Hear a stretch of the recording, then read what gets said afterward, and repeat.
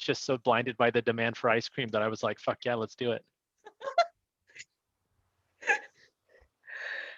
I think folks are in here now. I want to shout out to our founder and CEO Diana Lee, who's on here.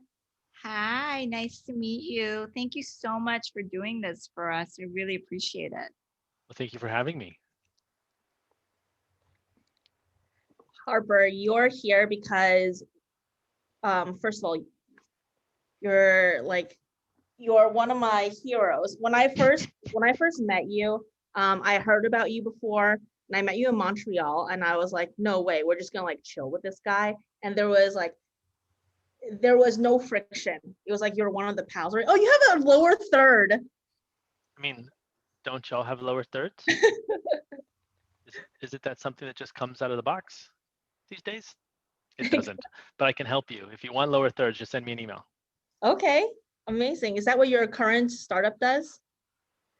It is actually what my current startup does. That's true. Okay. Voila. Voila. So Harper, I think like because we have a lot of young folks here at Constellation who are wow, who are just straight out of school. And when we think about what it takes to accomplish what we want in this world and build our dreams, we think of the people and we don't imagine that they are anyone like you or anyone like that's like actually able to talk to you. And it's so separated from um what we think we need to do. Like if you watch anything or hear anybody inspirational speak, they never give you like the nitty gritty unless it's a fireside conversation like this. So that's what we're hoping to get from this conversation, is like to know your anecdotes really about how things came to be. So I'll dive into like what you're very well known for, which is being Obama's CTO. Like, how does that kind of job ever happen? How did it build? How did you build up to that? Was it community driven? Was you handpicked? So there's never a good answer for this question. I always get this question. People are like, "Tell me how this happened," and every single time the answer is really disappointing. I remember once I was at the Institute of Politics at the University of Chicago. You know, David Axelrod's class. Like he's sitting there. He has us all these political people up there. We're sitting there, and it's a line, and I'm last in line, and he's asking us like, "Tell us how you got into politics. Tell us." And everyone's like, you know, well, when I was a young kid, my father ran for senator. The next person is like, you know, like, well, I volunteered when I was 18 in my first campaign. The next person's like, I ran for student council. And they get to me and I was like, I met a dude at a coffee shop. Like that's basically it. Like for me, it is always about the network. It's always about the accidental meeting someone at this random place that brings you to this other random place. When I think about my career, it's much more like trying to go to a rave in the 90s, where you go to this place, you get this map, and you go to this place, and you get this map, you go to this place, and you get this map. Than it is about this 1, 2, 3, 4, 5 thing. I mean, when I think about the beginnings of my career, I was just a programmer right out of college. I started working for a publishing company. I didn't really like it, so I went and worked for an ad agency. I didn't like that, and a friend of mine said, "Why don't you come work for me at this t-shirt company?" And so I started working at this company called Threadless. I had a lot of experience that helped me do really interesting things at Threadless, and it was really fun and very interesting. And but nothing about being a CTO of a t-shirt company prepared me for being a CTO of a political campaign, specifically with Barack Obama, who I was a huge fan of. And so I don't have a good answer for how there isn't a good answer for how I got there, other than just kind of accidentally falling into the right place. And I'll tell you though, there is a funny answer on why I was hired. They knew I had experience that could help them. But the other thing is they really needed someone, and this is dumb, but it's true. And I'll say this, and you will not think it's true, but it is totally true. They needed someone that looked like a CTO. Now think of how fucked up that is, just from the foundations. Think of how fucked up that is, that they needed to find a dude, like some like hairy white dude who dresses in a hoodie, to come in and so they could have authority on tech. Like when we think about the problems of tech around diversity, we think about the problems of tech around accessibility. When the president of the United States, who happens to be a black man, is like, let's find the best tech person and make sure they look like a CTO, and they hire me, you know that we're fucked in tech, just foundationally. And so like I say that because they really truly hired me because I look like a CTO out casting. They told me that, and I thought it was hilarious. Luckily, I also had some skill sets that helped, but you know, and my skill set that helped was I had a very broad network and was able to hire people very, very, very quickly. And that was really interesting. That was a really fun thing, very complicated, very hard. But yeah, I'm sorry I don't have a good answer for that. I hope that was at least a little helpful. It is helpful, and trying to understand how to build our own little universes so that we can help other people and help ourselves. And one thing that you mentioned is your broad network. How do you maintain a network that's so broad? How do you have time for everyone? Is there like a method? Uh, You know, I don't know. I know where I learned it though, and this is where like I'm always answer these questions. Always a little embarrassed to answer them because I never have an answer that's like, well, this is how you network. It's always like when I was at clubs, like that's basically how I learned to network. In the early 2000s, I went to clubs every single night. That's it. I just went to clubs. I partied all the time. I didn't start a company until I was in my 30s because I literally went to clubs my entire 20s. And here's the thing: at clubs, you want to get in for free, right? You want to get those free drinks. So what do? You end up networking. You end up doing this thing. And so there's this great movie about a club kid. It's a great book, James St. James. It's about the New York club scene in the early 90s, late 80s. A guy named Michael Alec who ends up killing his drug dealer. Don't worry about that. But there's a couple scenes in there. Macaulay Culkin's in it. It's perfect. But there's a couple scenes in there where he talks about networking, and he talks about it in the idea of clubs. And so like I watched this and I was like, wait a minute, this is what I do. It's all about going and doing the round and remembering everyone's name, being respectful, really learning about people, and like just remembering those little things, like just that thing. Oh, Lisa, you and I bonded in Austin or in Montreal over this really spicy Thai food, like that little stuff. Like it's important to remember that little stuff and keep it in your head. And then later, what you do is you don't actually remember, you don't need to know that, but what you need to know is, oh, Lisa might know this might work at this agency. I'm looking for a job, or I have someone that's looking for a job. I can ping Lisa and talk to them. And that's the same thing. The same skills I used to get into clubs in the early 2000s in my 20s is exactly the same skills that I use almost every day as a startup founder. Now, typically, this is not really what like both I suppose my college or any of the companies I work with, they don't want that to be the story. But it really is true. Like everything I've done has been foundational. The foundation of it has been within just honestly just trying to go out clubbing awkwardly. Yeah, I mean, if you have enthusiasm and passion for something and you get really good at it, there's going to be transferable skills. Hey, I think that's true. I mean, honestly, I was just trying to be cool. I once was like, I want to go buy a really fancy car. So I was like, how much is a fancy car? And I looked at all these fancy ass cars. They're all fast. And I realized I didn't actually care about a fancy car. I just wanted to look cool. Like it was such a good exercise to like try to get me to understand my values. And it was just honestly about looking cool, being cool, feeling cool, which is pretty ridiculous. But really that was what I wanted to do. And so I thought, well, hey, I got to know the door guy. I got to know the bartenders. I got to know the promoters. I got to know all these people. They were people that I was like a Java programmer. Like I wore khakis to work. I was not a cool guy. Like this was not an accessible world to me. So then I had to go and just crack this world. And I did it by, being very nice, very respectful, trying to be helpful, trying to like, I think a lot about the world of networking is like the opposite of the world of planes. In the world of networking, you need to put the oxygen on everyone else, not yourself first. I think that's something that we oftentimes forget about is that, in the world of like everything else we do, we're all about taking care of ourselves. But if you're trying to foster your network, whether you're trying to get into clubs, whether you're trying to build a company, whether you're trying to hire engineers, you need to be putting yourself out there first. And that's one of the things that I found. I remember right when I started the Obama campaign, I immediately had to hire like 80 people, which is a really hard task for any of you that have done hiring before. And so I did it. It just did it. Well, the reason I did it is because I'd spent 2 years helping hundreds and hundreds of people with almost anything that they asked for, really giving up as much of my time to help them. So then when I called and just said, hey, I'm looking for an engineer, it wasn't like this weird favor trade that you often have in the entertainment world. It was much more of just like, oh yeah, I might have someone because you were so helpful, I'll try and be helpful. But it wasn't overt. It was just like this cash thing of like, yeah, we're just going to help each other. And I learned that really from, seeing what was happening in the club world about really just helping out, just giving up more of yourself, really about helping people with their oxygen masks before you help yourself. Well, that really dovetails really nicely into another question I had for you, which is that you had to scale organizations from 0 to 80, 80 to 800, et cetera, et cetera. Like, is there a trick to it? What are some like lessons you learned? I mean, for us recently, we had to scale very quickly, and we found that hiring in groups and training people in a group Yeah, was much yeah, better. Like, yeah. is We there did. anything Yeah, you I've done that. recommend Yeah, that? that's. We used to have I think it was Mondays or Tuesdays was when we'd have onboarding, and like someone would be like, "Well, I want to start on a Thursday," and it's just like, "No, it's Monday or Tuesday." Like that's when you start, just because that's when we group onboard.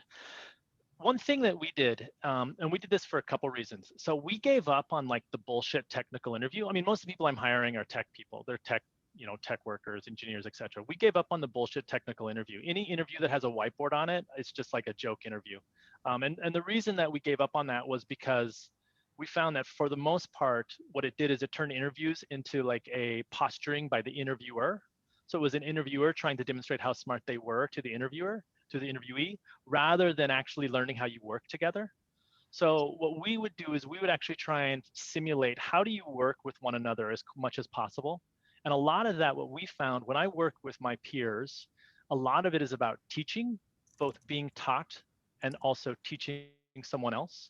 And so we would try and figure out how do we put, and it's also about power. You have to acknowledge the power in these situations. And so how would we put the person that we're interviewing into a situation where they're teaching us, because we want to learn how they would teach us. And then also, how would you put the person you're interviewing in a situation where we can help teach them? Because you also want to learn if someone's a gracious learner, are they a gracious teacher, and kind of have those dynamics. And so we spent a lot of time really becoming very efficient on that.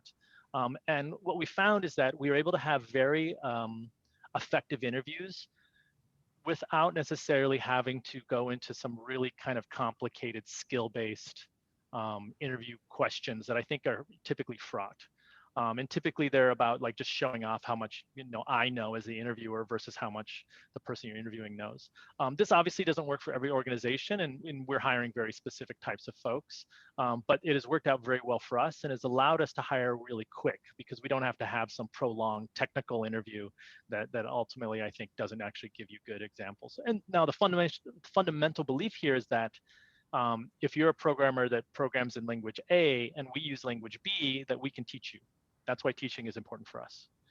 We believe strongly that if you're young and excited and ready to go, like, then fuck it, you could probably do anything, literally anything. You could be a CEO, you could be a product manager, you could be a programmer, you could do whatever you want. Like, and I think that applies to everyone that we're interviewing, that they really could do anything that they want to do and put their minds to it. So we're looking for curiosity, we're looking for the ability to teach us, as well as the ability to learn, and we're trying to measure that as quick as possible. And that's why, the typical tech interview that you see kind of like, talked about in the Hacker News, or you see kind of celebrated among the technical companies. I think typically what that does is it really, really breeds a monoculture, a bunch of people who work exactly the same, and you end up hiring people that look and work exactly like you, which is not how you build good products, because you have to be investing in and aggressively investing in diversity to do that. And if you've created an interview process that you would pass, like, it's only going to hire you. That's the reality. And I remember I had a company and I sold it to PayPal, and we went into PayPal, this organization at PayPal called Braintree, and it was like 100% white dudes, like 100%, like just white dudes as far as the eye could see. And I was like, oh, look at this, great. And so our team was not that, and so we had spent a lot of time with Braintree trying to figure out, why does their interview process only return white dudes? Like, what is happening here? What is it? And they just designed it to hire themselves. That was it. They're like, well, we're very good, so we're going to look at people, and they just literally had this checklist that was just like me. And they weren't trying to solve the actual problem, which was bring really interesting, innovative people in there to solve all sorts of problems. And that's something that I think is very myopic. And I actually think that because they hired that way, they were not as innovative as they could have been, because they only had one very same cultural context. They did not broaden and bridge out to other contexts to allow for innovation and different ideas, et cetera, to come inside their organization. Well, well, to that effect, I have a question about you about change. Uh, You know, when you are a smaller startup and you're all grinding all the time, it's really easy to just hire your body double. That's for sure. Yeah. I think most startups are pretty guilty of that. Perhaps not yours, because this is like your like 80th company or something. So you No, know. it's not that many. I'm not that old. I seriously started companies for the first time in my 30s. This is technically my second startup that I've done. I had to go to all those clubs, Lisa. True. Okay, word. So like for us, you know, we kind of have a culture thing going from like we call them like the OGs, right? From the people who were here for like 3 years, 4 years, and now we're integrating more people, and we want them to all feel included and that they have a spot and they can like we can all be equal. Is there like a way to show that besides like all the that what the way to do that without all the like regular like equal pay, everything else Yeah, that's like, well, I think there's a couple things. I think the first thing is typically whenever I talk about culture, I think the first thing I always say is I think typically culture is used as an exclusive form, not an inclusive form. Typically when we say culture, we say something that we're trying to use as a way to exclude people. We say, well, that person is not a culture fit. I mean, how many times have we heard that? That person doesn't match our culture. And I think that can be fine. But I remember very specifically, I worked in an organization a few years ago where the culture was like beer pong. Like that was the max culture. That was their peak culture. And it's like, I actually don't want to be in that culture. So like not being a culture fit there was for me like key. Like I wanted to hire people that weren't a culture fit specifically because you want the culture to expand. And so I think the first thing, whenever I hear culture, it's a little bit of a red flag. Because what does it mean? Like, what does culture mean? Like, is culture expansive? Is it something that you're able to roll in more ideas of what culture means into that? Is it something that is so hard to find that it's in a handbook and therefore you can't grow out of it? Especially in high growth organizations, culture should be flexible. Culture should not be, I mean, it's still reflective of the leadership. It's still reflective of the founders. It's all that will never change. You can't get rid of that. I think that's a benefit. But the key is what happens as time passes? Is it something that grows? Is it a culture? Like, are we thinking of it like a culture like kombucha, where like if you just keep feeding, it's just going to take over your whole house? Like, that kind of culture. That's what you want. You want something that as you put more things into it, it grows. I remember someone telling me a while ago, they were like, every time you add a person to a team, it's a new team. We don't think that way. We think of a team as something where it's like, well, we added this person and everything just changed and I don't like it. And it's like, well, yeah, that's because you're hoping that the team doesn't change. But every time you add and remove a person, one person, even if you're adding 20 a day, you remove one person from that team, the entire dynamic changes. I think we've all had that experience where there's that employee that we work with where maybe they leave or they're let go and everyone has like a sigh of relief, right? That's one person. Like that's one person that has affected the entire company, team, etc. And so I think we have to acknowledge that when we think about culture, it really is about adding, removing one ingredient changes the entire culture. And so that's the fundamental thing that I always think about.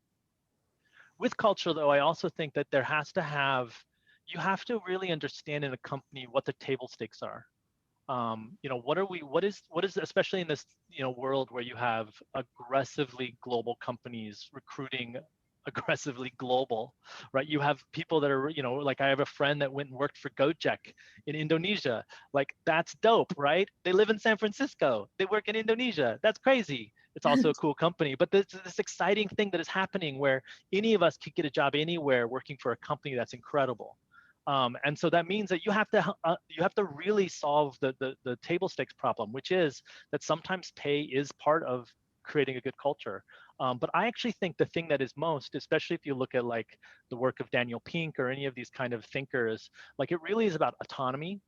And I think it really is about equity, making sure that people feel that they have ownership to what they're working on. And that means many things. I think it means different things to different people. But I really think it's important that that is part of the conversation when it comes to culture, understanding what those table stakes are, understand the things that are like the entry tax to even having a conversation around culture. But for me, when I think about trying to build a company and growing a company very fast and maintaining a culture, I think of who are my canaries, and I remember in a past organization we had a couple people that would always complain first. And those of you who are leaders or managers, you know who I'm talking about. There's always someone in your org that's like the first person to pop up and be like, yo, this is bullshit. That first person that's like, yo, this sucks. Like there's always that one person that does this, and they're a pain in your ass. So we did this thing where we did an experiment where we were like, okay, we know that this person is going to talk shit no matter what we say.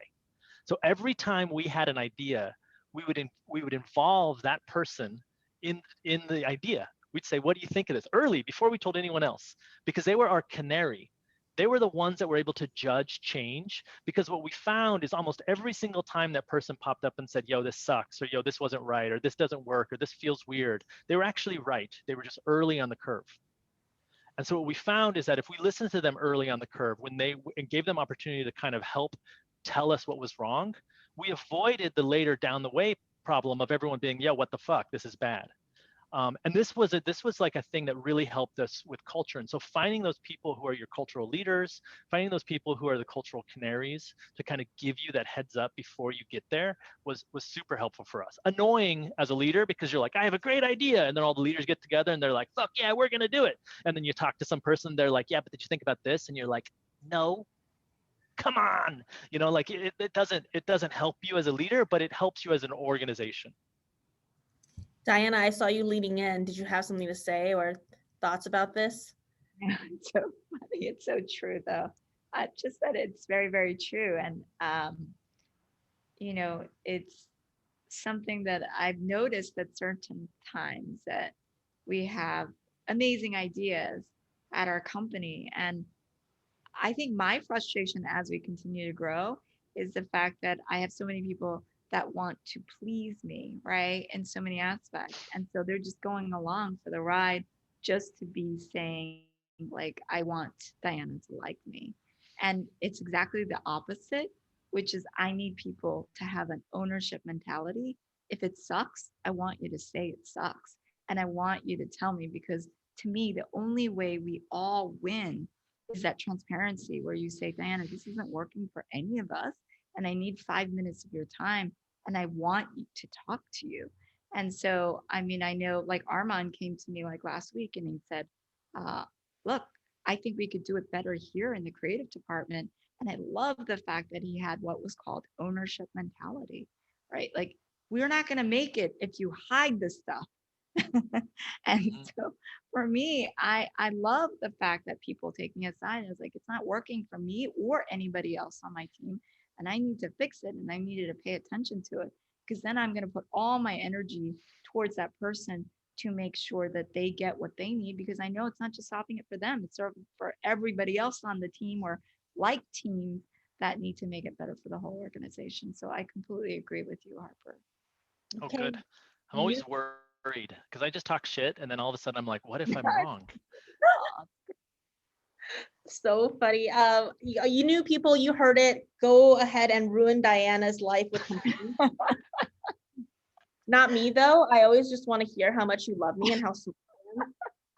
So not me, Diana. But it's coming from a place of care, right? If you care about the company, you care about your coworkers, you care about me, you care about Lisa, we're going to fix this together as a team. And so I think that's the most important part. So the next thing I want to step into is some questions from our company. And I would love for Michael to ask his question. Hi, Harper. Thank you so much for speaking with us today. One thing I wanted to know about, you spoke about hiring 80 people really quickly. And of course, that means you have to train 80 people to do a really important job very quickly. What methods do you use as a leader to train people to make sure the concepts you need to stick are sticking, and to develop a rapport of trust with your new employees? Yeah, this is hard. The fundamental is that I'm super anal and I really like writing. So like I always believe if you have a complex idea that you should write it in prose. And it doesn't mean you start with a fucking paper. Like you start with maybe a bulleted list and then you turn that into a paragraph, and maybe that eventually becomes some white paper that then becomes training material. But the idea is that as a leader or as a manager, or even as just someone who's trying to help your collaborators, oftentimes we have these great ideas, but if it's just lost in a Slack, or it's spoken verbally or on the phone or in a video chat, and it just disappears into the ether. And so we've done this from training to building out like a kind of disaster response plans to everything. It's really about writing stuff down. It drives me crazy because I love all of that stuff. I think, but I also want things to be really flexible. So for instance, both in my last company and this company, most of our documentation was in GitHub, which meant that anyone could log in and like do a pull request on like the vacation plan. And the idea wasn't for people just to fuck with the benefits. The idea was that I may not have done a good job of actually doing the training on how to be an employee of Galactic, my current company, or Modest, my last company. So I wanted you, as maybe the new employee, to also have a little bit of ownership in that training manual that tells you how to work here, to make sure that you can add that sentence that was super confusing, or you can change that thing that didn't make sense. And that goes for every single piece of the business.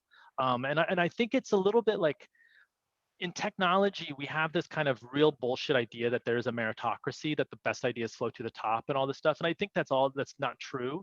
But what is true is that we've created tools around that false idea about access. Everyone has access to GitHub, or everyone has access to, Google Docs, or whatever tools you're using. For the most part, it is about giving more people access, not less. And so allowing people to really, like, one of my favorite things to do, really, truly, I love this, is when someone's like, yo, I wrote this thing last night. Can you comment on it? And everyone jumps into a Google Doc and suggests changes. And you have like 20 people doing that, building this thing out. Suddenly becomes this live document that has all of these ideas. And it's not about the one person that wrote that initial paragraph. It's like this collective idea. That's how we do a lot of our training, is really use the masses. And then we also had this thing that worked out really well, which was, if we have a group of people that are doing training, let's say we're onboarding 10 people, then part of the onboarding is for them to edit the materials that they use to onboard. What didn't make sense? That group does it. I believe that the best time to write is when you're learning. That's the best time to write a book. Like if you're learning something, you want to learn how to build a wooden boat, that's when you should write a book about building wooden boats, because you'll have you'll have this nascent mind where you'll be looking at all of these things with this perspective. Whereas if you're an expert, like the person who wrote the training manual typically is the expert, which means they're writing it from a perspective of expertise, which is not the right way to learn. You'll never learn anything from an expert. You have to learn from the neophyte. And so that's why we really try and take advantage of the people who are learning now, the new employees, et cetera, to help hone in our training materials, help hone in that stuff. And we try and make it as easy as possible for everyone to make an addition there. Try and make it as open as possible. And also, I think the scariest thing I've ever heard is like the words like "this is done." Like there's a finality there that is just like it's well, first of all, it's fake. I've never seen anything that is done in my life, except my hair. My hair is this is the final form. Harper, thank you so much for reiterating what every single person at Constellation Convos has said, which is documentation is so deeply important. And when I came here, we already had a lot of documentation, but that was like my number one. And it seems absolutely insane to do because we're all so busy, but it's absolutely like the foundation that will carry us forward and help us scale. Yep, you got to do it. Amazing. And now I will hand it over to Ethan Chapman. Hey, Harper, this is another hiring question. When you're hiring new employees, when do you hire a generalist versus a specialist? And is there like an ideal ratio of generalist to specialist on a certain team or even at a company? I don't know if I've ever hired a specialist. I think that might be your answer. I don't know. It's a really complicated thing. I never built anything that's specialized, like where you have to have a specialist. Like I've never built anything where I'm like, I need this person that can only do this one thing. Also, what a boring life. Like I don't know if I want to hang out with that person that can only do one thing. No, I'm not to say that there isn't opportunities there. I have friends that's their world. Like I have a couple friends that work at Apple, and they're like, I do this one thing. Like there's one task that this person does, and they do it very well, and they could only get another job doing that one thing. And I think that's great. Typically in the companies that I am doing, I have no fucking idea what's happening today or tomorrow. So I can't hire someone that does one thing because tomorrow we might not do that thing. With that said, you want people that are like able to focus. So you want someone that is like, look, I don't know what I'm doing in my life. I'm just doing a lot of cool stuff. I'm programming computers, or maybe I'm doing design. And when you're like, yo, I really need you to dive deep and become the best React Native developer in the world, like you need to do that. And they're just like, cool, be right back. That's the kind of person I want. And I don't think of that person as a specialist, more as I think it as like a serial monogamist around around specialities, right? Someone that's able to just kind of be very generalist, but just kind of jump into things as needed. I also think that my perspective is much more around the early stage. So, this is something that works when you're trying to do a lot of things. You don't have a clear destination, but if I had a product that was very mature, and I knew that we needed to just add, ticks to the board, being like, okay, I need 5 mobile developers, I need 5 designers, and I need 5 backend, engineers. Then that's a different game. That's not typically the game that I'm playing. So I feel like my answer is very works very well for me, but may not work here. But yeah, generally I don't hire specialists. Specifically, I don't hire generalists. Wait, I don't know what I'm saying anymore. I've lost control. I have a follow-up to that question. It's really easy to find candidates that say, oh yeah, I would love to learn that, or it's really easy, or I'm super excited for that. How do you identify the people that can actually do that? I think rather than trying to identify them, you create infrastructure that allows them to demonstrate whether they can or cannot. So that could be an apprentice program. That could be a way to pay people a small amount of contracting money to get them on an on-ramp. There could be lots of things that you could design that allow them to demonstrate, they're like, yeah, I could learn React Native. It's like, cool, then learn it. Let's do it. Like, here, we'll pay you a small month contract for 10 grand, and you just work full time doing this. And if you can't make it, that's fine. Like, set in the thing, like do an apprentice. Like, you're here with 6 months with our React Native person, and they're the one that's doing the work. Here's what's exciting about that. You haven't backed yourself into the corner to hire the same exact person over and over again, and you can give chances to people who need chances because the world is against them in many ways, right? You think about like that, this allows you to hire engineers that didn't just graduate from a Stanford, didn't just come from a position of privilege, etc. You can hire someone that has just super fucking smart, but maybe doesn't have the computer science education, maybe went through a boot camp. Some of my best engineer hires have been people who've gone through boot camps that don't have traditional computer science education. And one of the things is because they've gone through that boot camp, they have a very discrete experience with, I'm going to learn this new thing very quickly and come up to speed with it. What that also does is immediately expands your potential pool of hires. So rather than having this very specific small pool, you have a very wide pool of people who kind of want and are able to fight. Now, the important thing here is you have to pay them money.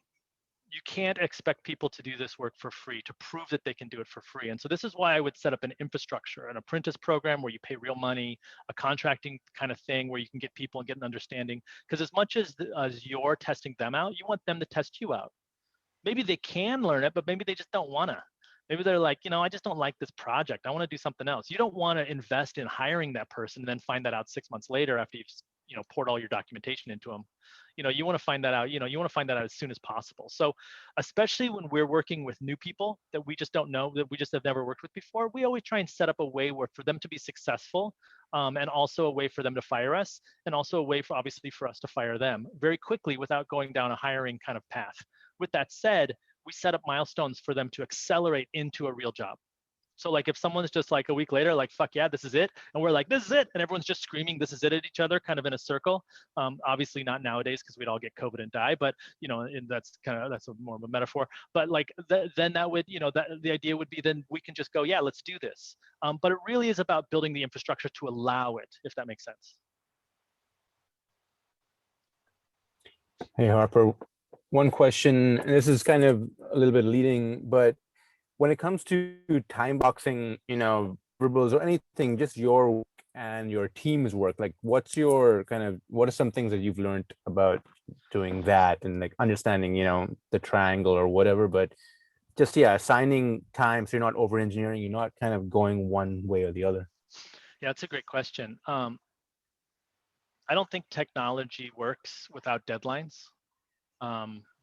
Because I think that oftentimes technologists, we are so full of ourselves that we'll just build and build and build and build and think we're super smart and just build and build and build. We don't have direction, and we're really bad at people. So I would really just say very specifically, here is a deadline. Whether you have one or not, here is the deadline. Always make it more aggressive than it needs to be. Have it have some, some fuzz. Don't tell anyone that you can change the date, and just be like, oh my God, we got to show the client on Tuesday. And give people enough time. And then like maybe the client meeting is the following Tuesday. They don't need to know that. Like, but the idea is just like, you have to have that deadline. And I actually do this, I think, for everyone, for everything, make like really aggressive deadlines. I do think there is, like, I like to think of it like there are laws of physics with technology. Sometimes it just requires time, and having an understanding of how much time it requires for your org, because every org is different, is important. So that way you can start understanding, okay, well, this is going to take 3 weeks. Like, really, it's going to take 3 weeks. So we're going to promise 4, right? Or we're going to promise 2, and we're going to make everyone work more because we're going to bonus them and whatever. Like, you start figuring out what are the ingredients, but I think you have to have time. One of the biggest mistakes I have made is not having a deadline, of just being like, here's a project that we want to do. When is it going to get done? Well, we'll get it later. Like, let's work on it. And then what happens is it's like scribbling. You're just like drawing around. You're just like scribbling on a thing instead of really focusing on this one thing. And you look at the technology decisions that are made when you scribble, and they're terrible. And you look at the technology decisions that are made when you're really, really focused, and they're still terrible, but at least they're focused. Well, Harper, what are the things that you're worried about now as you start your new startup? Oh man, I'm only worried about macro things. Like, I think we're all fucked. We're all probably gonna die, COVID 2021 or some shit. I don't know. I'm mostly worried about the macro stuff. I think the micro thing, I'm super lucky in that my belief on the micro side is just everything will work itself out. which is like, I feel like sometimes like my plan in life is to be flung from a slingshot and just kind of seeing how it goes. Or a catapult, probably better, a little bigger than a slingshot. But when I think about my company, I think my biggest worry is always about convincing people to work with us, and then me fucking it up and have them having to go get a job somewhere else, because that sucks. That's my biggest worry in life, is me. And I'm sure that, Lisa, you understand that feeling, and Diane, I'm sure you do as well. When you sit there and you talk to someone, they have a normal ass life, and you're like, yo, what if you disrupted everything and came to our crazy world? And they're just like, yes, this is so exciting. And in your heart, you're like, yes, it's so exciting. And in your brain, you're like, don't fuck it up, Harper. Don't fuck it up, Harper. Don't fuck it up, because then they're gonna have to go to get a job somewhere, and it's gonna suck. Like, that's my biggest fear in life. But you can't think about that. You can only think about the hope and the excitement. So that's why I don't have a lot of micro worries. I also think that for the most part, things are probably going to work out fine. They might not work out how I want them to work out, but for the most part, if you do a lot of if you take advantage of all the opportunities in front of you, if you're always relatively a good person, if you think very like humanistically about your relationships, you don't fuck people over, you're not a dick, like all this stuff, like even if things are totally fucked, I'll build a really good team, and I could call y'all and be like, yo, I have a really good team, they're looking for a place to land. Like, that stuff happens, right? Like, but if you're an asshole, you don't have those opportunities. You don't have as much of that stuff. So I think about that a lot. But yeah, I'm much more worried about the big picture macro stuff than I am about the micro stuff, which definitely keeps me up at night. We're all gonna die. Well, Harper, I mean, that sounds right. A lot of things that you said should be right and sounds right. I guess like my question is like, what have we missed? What's like not obvious? What was something counterintuitive to you? Say something that sounds wrong, but is right. What is something that's wrong but is right? Something that like you're like, holy shit, I did not realize. Well, I don't know. I mean, I really think that we live in a very, I don't know how to say things that are wrong, because both my ego will only allow me to say things that are correct, Lisa. But Something I that you think that, thought was wrong but turned out to be right, or Oh, I'm always wrong. I'm constantly wrong. I mean, I make bad decisions all the time, but the key is I have a very good team that saves me from myself.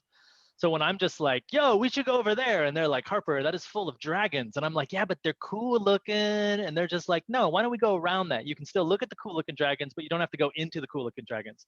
Like that for me is about the team. Like that is really, what you're basically saying is like, yes, all of us have weaknesses, but the key is together we're stronger, right? Or whatever is on a poster somewhere in some dentist office. But the thing is like, this is what I think is really important is that we all have this opportunity to work together. So it doesn't matter if I have a like do something wrong. But I will say that one thing that has really helped us is having a very comfortable relationship with like the macro world. So I remember in 2015, 2014, 2013, we were thinking about raising money and we had a very strong eye to what was happening in Ukraine because we wanted to make sure that we raised money before, you know, Russia invaded Ukraine and caused some global issue that was going to cause a tightening of the basically the lending market, right?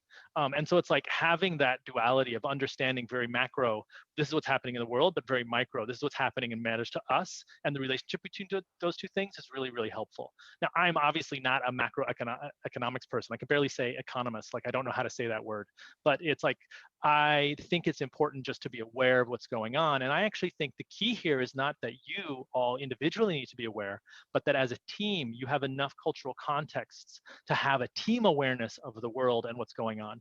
That's the key. Because I know that I can't hold 100% of that in my head and I don't want to, but the fact that I hire someone or the fact that I partner with someone, et cetera, that goes on and on and on, that helps do that stuff is the real key here. And that's something that's been really helpful. Diana, do you have something else for Harper? And Harper, we're going to let you close on what Galactica does, and we're going to download stuff and make ourselves a Galactica party next time we have our Zooms. No, I just want to thank Harper today for all the insights. I laughed so much throughout your conversation because I was like, oh my gosh, I'm so glad they're hearing it from somebody else besides me. Because everybody knows I'm always the one with the clients. I go, oh yeah, we can have it to you by tomorrow. And everybody's like, no. So I was slacking Noman going, see what he said. So I really appreciate everything that you said. And I really, we've learned so much from you. I've learned so much by some of the things that you're saying. And I wish we had more time. So thank you so much, Harper. Well, thank you. And it's the job of the boss to push everyone and be like, yo, we got to do this tomorrow. It's the job of the team to be like, fuck that, you're crazy. Like, we're going to do this on Wednesday or whatever. Like, so that comfortable reality of pushback and also the boss being like, no, still tomorrow. Is always good. Oh, what's amazing about Diana is that she will invent a product and then we have to make it. She'll sell it, invent it, sell it, and then we make it. I mean, isn't that, I didn't know there was another way of doing things. Isn't that how it always works? I know, Harper, but that's what you said about hiring is I completely believe what you said to Ethan Chapman is like, you don't hire specialists. You hire the smartest, most thoughtful, the most innovative, and they'll figure it out. And I really believe that. And that's why we hired the people on our team. They're not specialists. They're just really good go-getters. They're smart and they love to problem solve. So I completely agree with you, but really appreciate the fact that you pointed that out as well. And the secret is, and this is the secret that I don't know if Diana will say this, but the secret is the reason why this is so good is because then the boss doesn't have to do any work. Like this is the best part is like I get to go home, I get to go to bed. Meanwhile, the team's like, what the fuck? Why are we doing this? This is crazy. And I'm just like, how's it going over there? Great, right? Like it's the best. I love this. This is why hiring, I always say like the reason why you have to hire people that are smarter than you is just so that you don't have to do the work. Like that's a fundamental, my whole life is organized around doing less work. Like if your life is not organized around doing less work, something is going wrong. And so like part of that is making sure the people I'm working with will allow me in a very strong way to do just, less work. And I hope that for everyone. I hope that's the trickle down economy that I want, the less work economy. Diana, you hear that? Because that's what's wrong with you. You still do all the work. You don't even have a personal assistant So I was the QC artist at one time here. Okay, I did the QC, but I think each of us have to duplicate ourselves to continue scaling, so you don't have to do the work anymore, right? And so Gigi is my duplicate right now in sales and accounts. So as we keep going, I think we all have to find duplicates of ourselves that could carry on the work. So we each do a little bit less every day. But yeah, I agree with Harper and all that as well. Through documentation along the way. And Harper, tell us about Galactica. So I accidentally started a company called General Galactic Corporation. I say accidentally because I really didn't want to start a company. In fact, I was terribly afraid of starting another company. Our last company did well. It was fine, you know, made a little money, everything was great, but for the most part, we fucked it up. You know, if anyone wants to sell or learn how to sell a slightly used or distressed company, I have a lot of information for you. And it is this thing of like, how do you just, I remember thinking like, how do I have fun? Like, I really want to make sure we had fun, because the last company towards the end, it wasn't fun. And one of my core fundamental values is I really only want to have fun. If it's not fun, I just don't want to do it. And I think about things that I've done in my past that haven't been fun, and I'm like, how did I do that? Like, what did I compromise to be able to get that done? And so fun is really important. So I was like, I don't want to do a company because I don't think it'll be fun. And then I had this opportunity with this really great team of people that I'd worked with in the past. One of them basically was like, yo, check this out. I'd done all this kind of weird stuff with Zoom to like show gifts and to do all sorts of like fun, just fucking around in the middle of pandemic time. You know, a lot of it was just about like, I'm looking at about the examples that I have here. A lot of it was just like, how do you just have GIF reactions that just work really quickly? How do you make it so it's like really fun and easy? And then how do you just like, I mean, not take it so seriously? And that's something that we've been playing around with. Like, for instance, you know, here, let's see if this pops up. I wanted to figure out like here's all my NFTs. So if y'all are into NFTs, here's like showing my NFTs on here. Also, y'all got to check out my new website. I made a site where you can buy knockoff NFTs. So it's fake.sale. You can go there and you can actually buy knockoffs of famous NFTs, much cheaper than the originals. So you too can own a knockoff people. But the idea here was just like, I wanted to be able to like build apps that existed on video.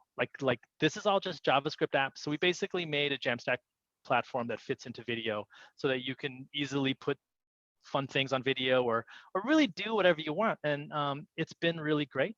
Y'all can all sign up. We're still testing out, so it's pretty early beta times, but it's very easy. Just download this virtual camera.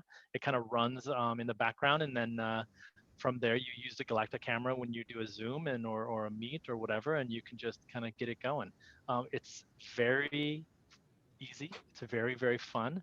And a lot of it is about reactions. A lot of it is about, we use it almost every day for, like, here's an example of one actually. So this app that I'll show you right here, let's see if it pops up there. This is an app that we use every day in meetings. And one of the things that we did is we have a very strong value that we should be careful about bias internally. And I think we all come with like unconscious bias. And so how do you make sure that, like this is just a simple thing to help defeat that. Like we think notes are really important. So every meeting has notes. But what we found is oftentimes we were asking the quiet person to take notes, or the woman or whomever that was that in the meeting. And so we were like, fuck that.